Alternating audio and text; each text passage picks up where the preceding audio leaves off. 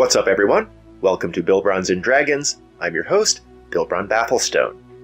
So today I wanted to talk about the One D&D stuff. I mean, we had a heck of a week last week with Spelljammer released on Tuesday, I think, and then One D&D Unearthed Arcana released on Thursday. So I haven't even had a chance to look at the Spelljammer stuff, which I'm sure I will at some point. The races seem very interesting. But let's talk One D&D.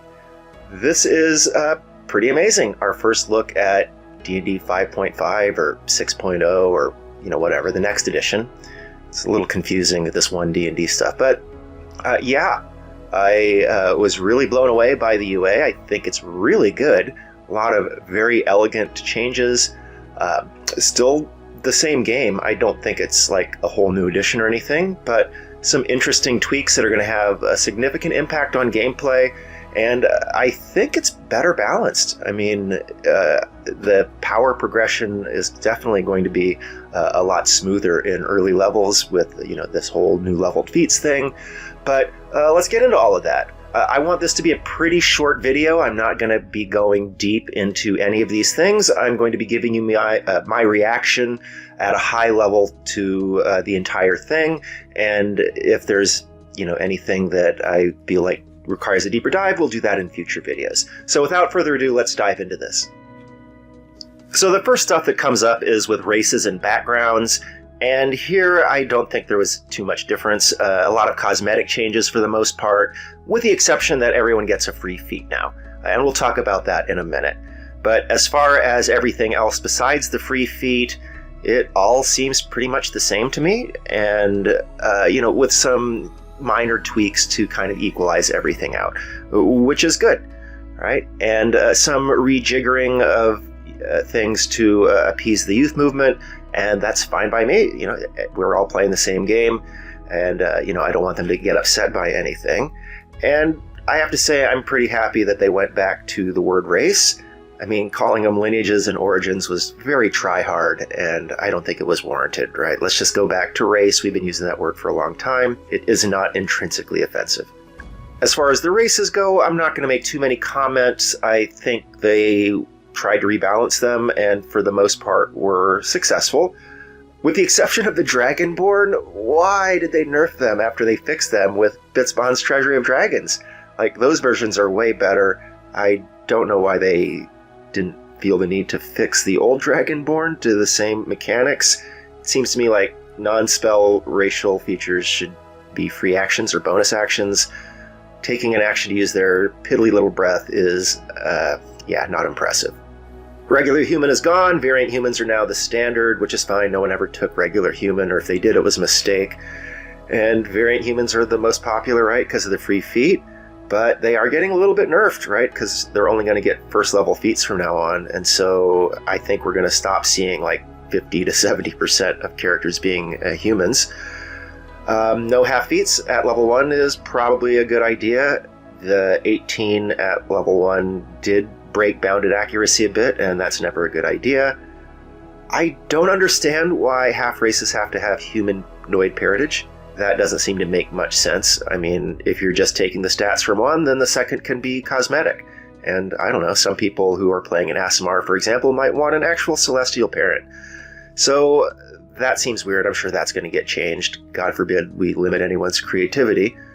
And what's up with Ardlings? I mean, we already have Aasimar. It seems like they fit that role. I see how they wanted to do the whole elegant 3, upper and lower planes thing, but a whole new race for that? I don't know. Plus, they're not even that balanced. I mean, Idyllic is way better than the other two options, with Guidance and Healing Word. Of course, assuming that the spells are all the same as they have been. They're probably going to get changes, and who knows, maybe Guidance isn't going to be as good, etc. The more and leveled feats thing is very interesting. I think more feats are good. I've always thought that the way 5e handles feats is very unsatisfying. Feats are fun, and they're just way hard to get. Too hard, in my opinion. And they compete with ASIs, so I've never thought that players could get as many feats as they could handle, or would be as, maximize the fun. So I'm happy to see more feats here. The first level feats seem okay. I'm surprised there's no fighting initiate there, but I'm definitely not surprised to not see Polearm Master or Great Weapon Master or Crossbow Expert or Sharpshooter there. It seems like they're going to make it difficult to build these characters now. I mean, the earliest you can get those combos is level 8 with bad stats for most classes, level 6 with bad stats if you're a fighter. So that does seem a lot more balanced, right? It seems a lot more balanced in Tier 1 and Tier 2, so I think that's good. I think the change in philosophy to feats impacting all PC's abilities is good. For example, Healer now has like a universal ability that is good for pretty much any healer. The alert changes are very interesting because swapping is a new mechanic. I think that's going to be very powerful. You definitely have certain characters that you want to go first, like get that control spell down before the AoE is flooded with friendly fire, or if someone shoves, then you want people to attack after that. That, I think, has potential to be very powerful, and more teamwork is always good. It's going to be great for some builds, but man, Alert is way less powerful. Like, that heavy obscurement interaction was like the most powerful thing about Alert before, and now it's not available. So that's interesting. Lucky got nerfed pretty hard. Applying advantage after the roll is still decent, but there's going to be an abundance of inspiration, which I think is going to cheapen that ability. I think there are weird interactions when disadvantage is in play, so that's going to need clarity. It's probably a good thing that there's no more super advantage. Now, it can't cancel crits anymore because disadvantage is declared before the roll, but as we're going to see, monsters aren't going to get crits anymore. So, a bit of a nerf to Lucky, but it's still really strong. Probably the strongest of the available first level feats in my opinion. The Magic Initiate change is great. You can finally recast them with spell slots, which it should have been that way all along. Being able to swap it out is very cool. Musician is interesting because it uses the new inspiration mechanic. So I don't know, that could be solid with a proficiency number of people affected per short rest. But inspiration does seem abundant, so maybe getting some from musician is not going to be that big a deal. We're going to have to see. I'm very excited to try and playtest these things. The new crafter skill is so bad. Wow, I don't see anyone ever taking this. I mean, not only does it not do anything for you, but it introduces math. People hate math.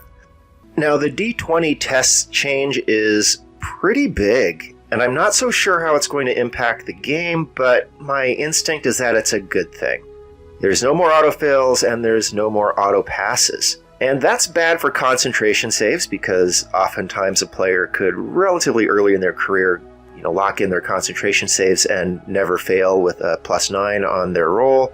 And it's bad for certain spells like Summon Greater Demon and Infernal Calling, which become way better once you get your save or your check high enough that they can't beat it.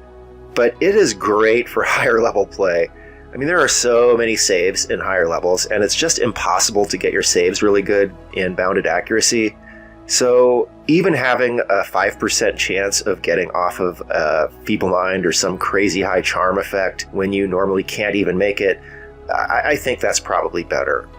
I will point out with this new rule of ones being auto-fails that Halfling Luck is epic now, man. Wow, getting off of auto-fails, that's pretty good.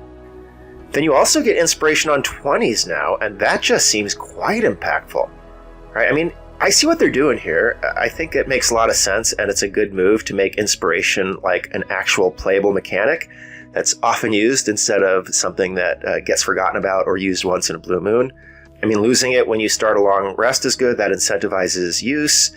There do seem to be abundant ways of getting it besides rolling 20s, which itself is going to be pretty common. And being able to flip it to another PC is great if you already have one. I mean, teamwork makes the dream work, and that just means there's going to be a ton of inspiration floating around. So it's kind of difficult without playtesting to see exactly how that's going to work out, but my instinct is that it's going to be good. That said, it does nerf those more consistent means of generating inspiration, like being a human or being a musician, and even abilities that grant advantage, like, lucky or steady aim or, tons. Having all this inspiration floating around means that there's going to be a lot more rolls at advantage, and so abilities that grant it are just going to be cheapened thereby. That said, it's still early. There's so much more to see about the changes they're going to make. I don't want to make any initial calls, but it's something that caught my attention.